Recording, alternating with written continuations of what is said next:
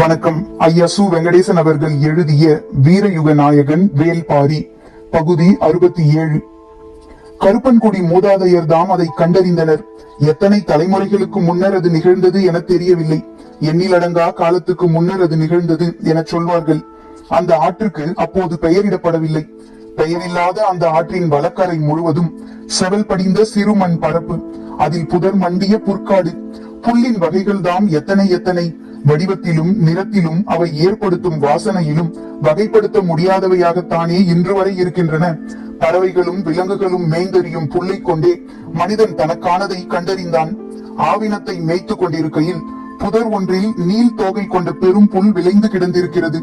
மேய்த்து கொண்டிருந்தவன் அது என்ன வகை புல் என்பதை அறிய அதன் தோகையை கைகளால் பறித்து பார்க்க முயன்றிருக்கிறான். தோகையின் பக்கவாட்டு கூர்மை கிழித்துவிடக் கூடியதாக இருந்தது. அதன் நீள் தண்டு சற்றே வேறுபட்டு இருந்ததையும் பார்த்திருக்கிறான். மேய்ச்சல் வெளிதான் மனிதன் இயற்கையின் நுட்பத்தை கவனிக்க கிடைத்த முதற் பெரும் வாய்ப்பு. பறந்து அலையும் தும்பிகள் காலூன்றா புற்கள் எவை என்பது தொடங்கி நீண்டிருக்கும் புல் நுனியில் செருகி நிற்கும் பனித்துளியின் கனம் வரை அனைத்தையும் அவன் அறிவின் சேகரமாக மாற்றிக்கொண்டிருந்தான். கருநீல நிறமும் நெடுநீல் தோகையும் உடைய அந்த புல்லின் தண்டு பகுதியை ஒரு நாள் தற்செயலாக கடித்து பார்த்தான். அதன் சாறு அவன் அறிந்திராத தித்திப்பை கொடுத்தது. மீண்டும் கடித்தான். தித்திப்பின் அளவு குறையவே இல்லை.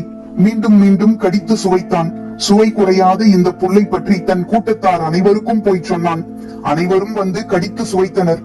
அதை சுவைப்புல் என்றே அழைத்தனர். அந்த சுவைப்புல் தனது கணுக்களில் இருந்து முளைவிடுவது அறிந்து கரணைகளாக அதை வெட்டி புதிய இடத்தில் நட்டு வைத்தனர். கணுக்கள் தழைத்து பெரும் புற்களாகின. பல கரணைகளை ஒரே இடத்தில் பரவலாக நட்டு வைக்க சுவைப்புல் பெருங்காடென வளரத் தொடங்கியது. இந்த அரிய புல்லை பற்றி மற்றவர்களும் கொஞ்சம் கொஞ்சமாக அறிய தொடங்கினர். கருப்பன்குடியினர் அரிய வகை சுவைப்புல்லை பயிரிட்டு வளர்க்கின்றனர் என்ற செய்தி பரவ பலரும் அவர்களிடம் வந்து சுவைப்புல்லை கேட்டு வாங்கி சென்றனர். நாளடைவில் சுவைப்புல் என்ற பெயர் நீங்கி அந்த குடியின் பெயரால் கரும்பா புல் என்றும் கரும்பென்றும் அதற்கு பெயர் விளங்கிற்று. தலைமுறைகள் பல கடந்தோடின. கருப்பன்குடியினர் கரும்பின் எண்ணற்ற நுட்பங்களை தங்களது பட்டறிவில் சேகரித்திருந்தனர். கணுக்களின் முகம் பார்த்து கரும்பின் சுவையை கணிக்கும் பேரறிவை பெற்றனர். புதிய நிலங்களில் எந்த வகை கரணைகளை நட வேண்டும் என்றும் எந்த வகை கரும்புகள் தித்திப்பின் உச்சம் எனவும் அவர்கள் துல்லியமாக அறிந்தனர். பனைச்சாற்றிலிருந்து காய்ச்சப்பட்ட இனிப்பு கட்டியை போல கரும்பஞ்சாற்றிலிருந்தும் இனிப்பு கட்டியை காய்ச்சி எடுத்தனர். செய்தி எங்கும் பரவியது. கரும்பென அழைக்கப்படும் சுவைப்புல் அரிதினும் அரியதொன்றாக எல்லோரும் பேசிய காலத்தில்தான் அந்த கொடும் தாக்குதல் நடந்தது. பயிரிடுதலின் நுட்பத்தை அறிய தலைமுறையாக தங்களை ஒடுக்கிக் கொண்டு மண்ணுள் புதைந்திருந்த கருப்பன்குடியினரின் மீது திடீர் தாக்குதல் நடந்தது. தாக்குதல் நடத்தியவர்கள் தங்களை சோழர் குடி என முழங்கினர். இரக்கமற்ற கொடும் தாக்குதலை எதிர்கொள்ள முடியாமல் கருப்பன்குடியினர் சிதை உற்று வீழ்ந்தனர். அவர்களை வெட்டி வீசி விளைநிலங்களையும் செல்வங்களையும் கைப்பற்றுவதுதான் அந்த காலத்து நடைமுறை.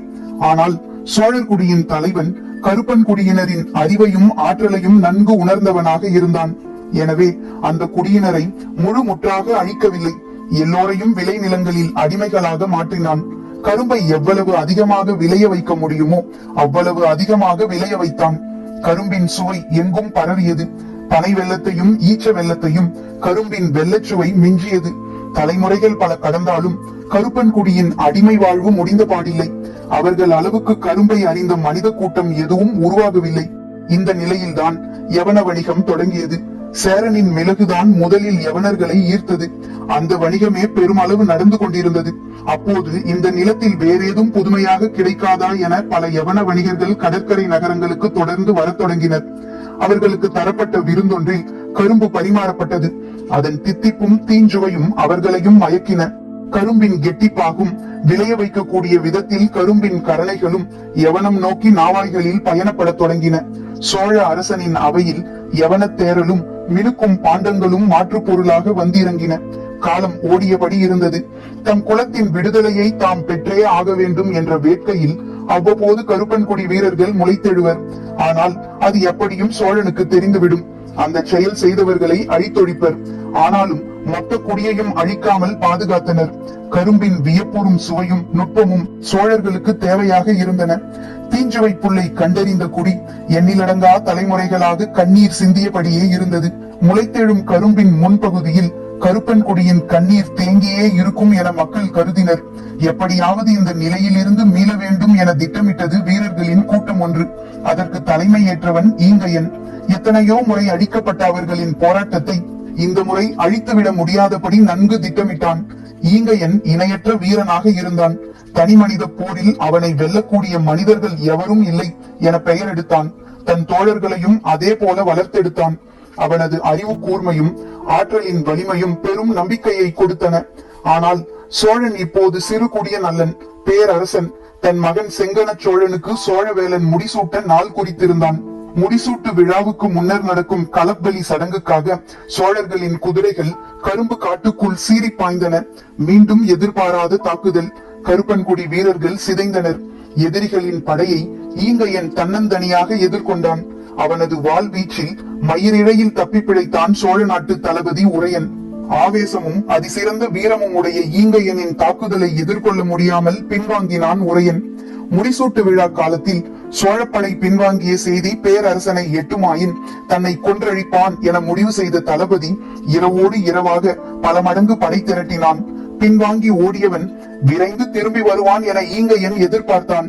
ஆனால் பொழுது விடுவதற்குள் பெரும் படையோடு வந்து நிற்பான் என எதிர்பார்க்கவில்லை.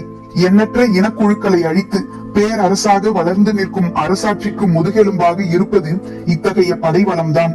எதிரிகளின் படையை முடிந்தவரை போரிட்டு அழித்தனர் ஈங்கையனின் படையினர். சோழ தளபதி உரையன் இந்த முறையும் பின்வாங்க நேருமோ என அஞ்சும் அளவுக்கு இருந்தது ஈங்கையனின் தாக்குதல். ஆனால் அவனது வீரர்கள் பலரால் நிலைமையை நீண்ட நேரம் தாக்குப்பிடிக்க முடியவில்லை. எண்ணிக்கையில் மிக குறைந்த அவர்கள் கடும் தாக்குதலுக்கு பிறகு முழு முற்றாக சூழப்பட்டனர். வீழ்ந்தவர்களை முழுமையாக கொன்றழிக்கத்தான் நினைத்தான் உரையன். ஆனால் இவர்களின் உடல் அமைப்பையும் வலிமையையும் கணித்து மிக நல்ல விலைக்கு விற்கலாம் என முடிவு செய்து விலங்கிட்டு இழுத்துச் சென்றான். அவன் கணித்தது போலவே கடல் வணிகர்கள் மிக நல்ல விலை கொடுத்து இந்த அடிமைகளை வாங்கினர். புதிய அடிமைகளை அடிமை தொழிலுக்கு பழக்குவது கொடூரம் மிக்கதொரு செயல். விலைக்கு வாங்கப்பட்டவர்களை ஊனமாக்காமல் அவர்களை உடலாலும் உள்ளத்தாலும் கூடி குறுகி உணர்ச்சியற்ற உயிரினமாக மாற்ற வேண்டும்.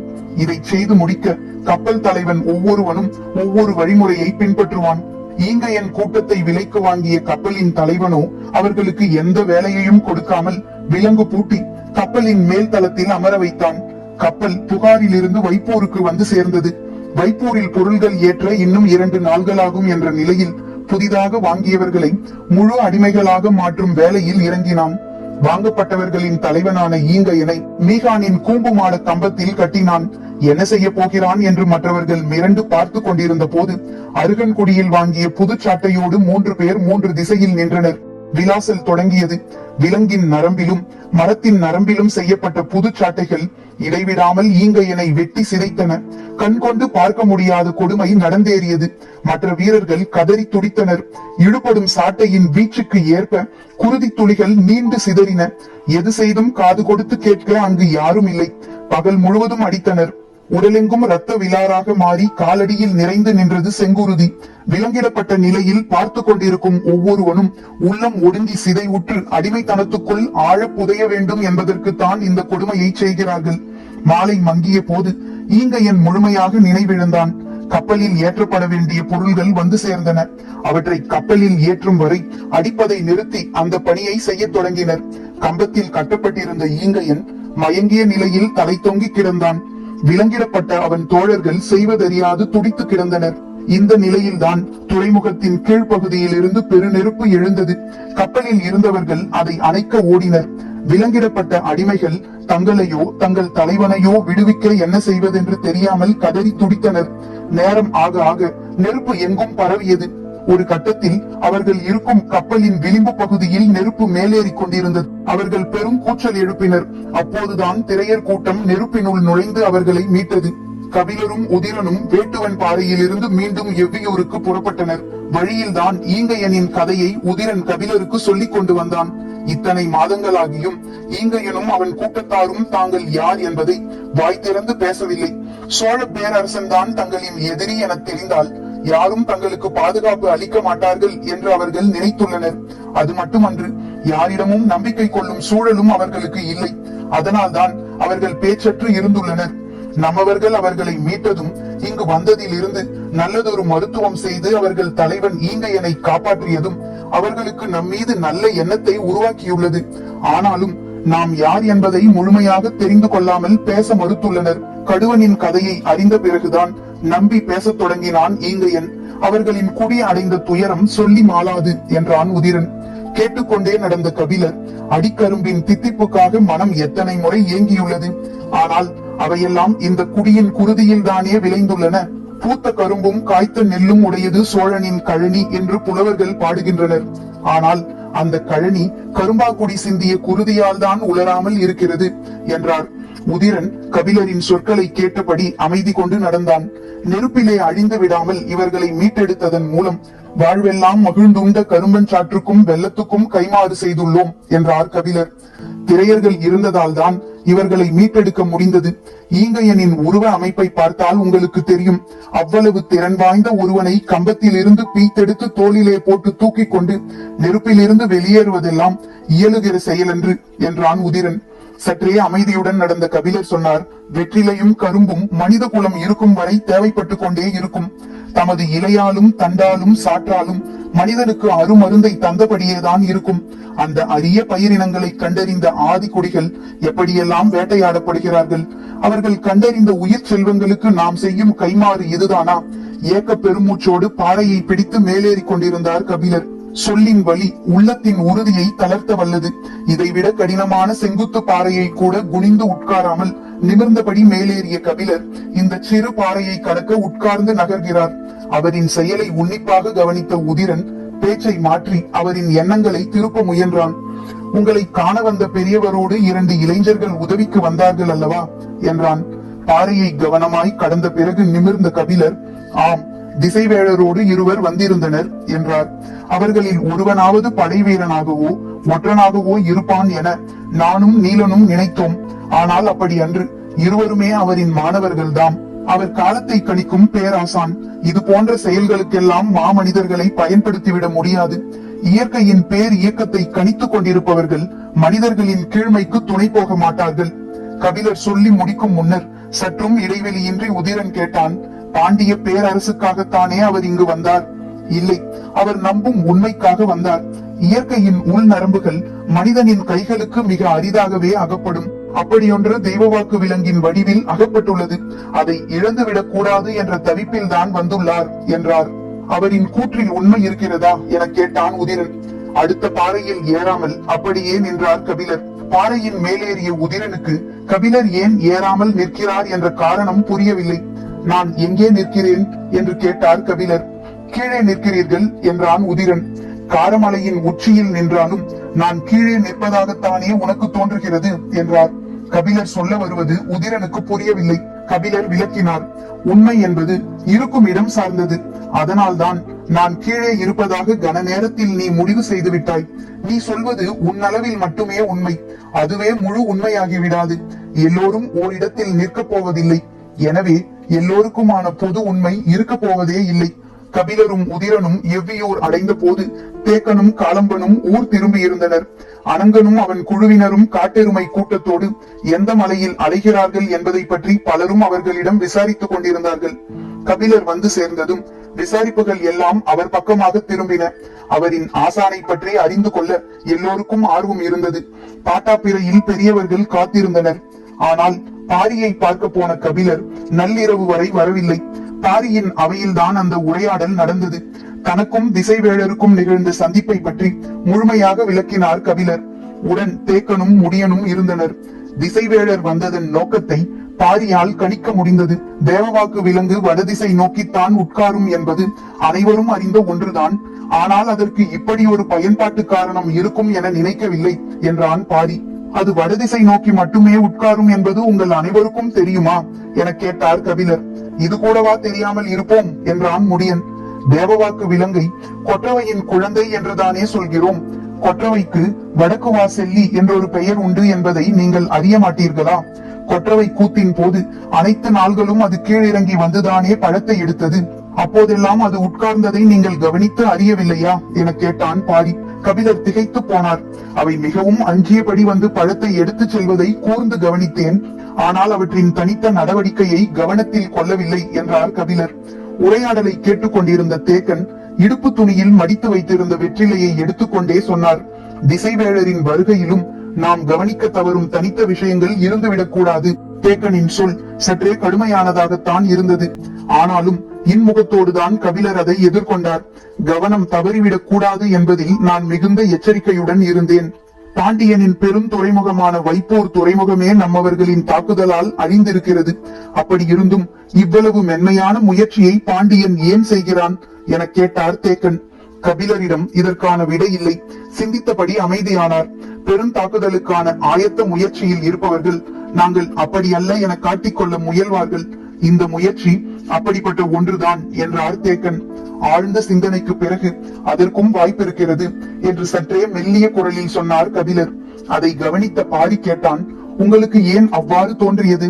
முதலில் மிகுந்த சினத்தோடு பரம்பை குற்றம் சாட்டி பேசிய திசைவேளர் எனது விளக்கத்துக்கு பிறகு சற்றே அமைதியானார். அவரின் நோக்கம் திசையறியும் ஒரு விலங்கை பயன்படுத்த வேண்டும் என்பதுதான், அதில் ஐயமில்லை. ஆனால் அடுத்தடுத்த நாள்களில் அவரின் முகம் மிகவும் வாடி இருந்தது. நான் அவரை நன்கு அறிவேன். எளிதில் தளராத மனிதர் அவர். அவரின் கண்கள் ஒன்றுக்கு மேற்பட்ட முறை கலங்கின. அதற்கு காரணம் உள்ளுக்குள் இருந்த குற்ற உணர்வு. அங்கு நடக்கும் பல முயற்சிகளை அவர் அறிவார். அதை பகிர்ந்து கொள்ள முடியாத நிலையில் உள்மனம் அவரை கலங்கச் செய்திருக்கும் என்றார். அவரை கூர்ந்து பார்த்து கொண்டிருந்த தேக்கன், புலிமுன் ஆடு என்பது திசைவேளருக்கு சொல்லப்பட்ட சொல்லென்று பாண்டியனுக்காக சொல்லப்பட்ட சொல். பரம்பின் முன் அவனது பெரும்படை அடங்கி ஒடுங்கும் என்பது பாண்டியனின் காதுகளுக்கு போய் சேர்ந்திருக்கும் என்றார். ஒரு கணம் உறைந்து போனார் கபிலர். அங்கு பேசிய பேச்சு அதற்குள் எப்படி இங்கு வந்து சேர்ந்தது? திகைத்த கண்களோடு தேக்கனை பார்த்தார். அவர் வெற்றிலையை மெல்வதற்கு ஏற்ப நன்றாக மடித்துக் கொண்டிருந்தார். உதிரன் கரும்பாக்குடியின் கதையை சொன்னான். எனக்கு அவர்களை பார்க்க வேண்டும் போல் இருக்கிறது.